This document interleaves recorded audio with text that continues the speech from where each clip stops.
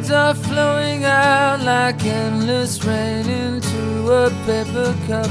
They slither while they pass, they slip away across the universe. Pools of sorrow, waves of joy are drifting through my...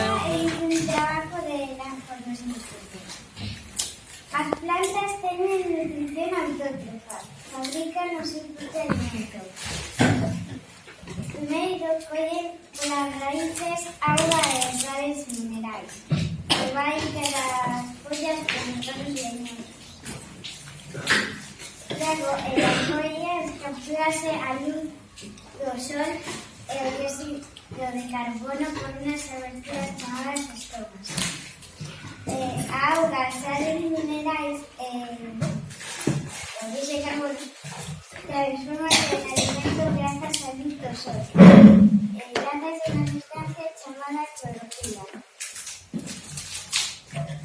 Moi ben, e como fixeches? A ver, que podemos observar aí, nesa caixiña? Primeiro listo. E que é unha planta, onde a sacaches? De alba. Moi ben, e logo como puxeches, o decoraches? Sí, y es de microondas. Porque si no se me iba a venir. Moi ben, perfecto, algo máis, Lola? Bueno, pois damos un aplauso.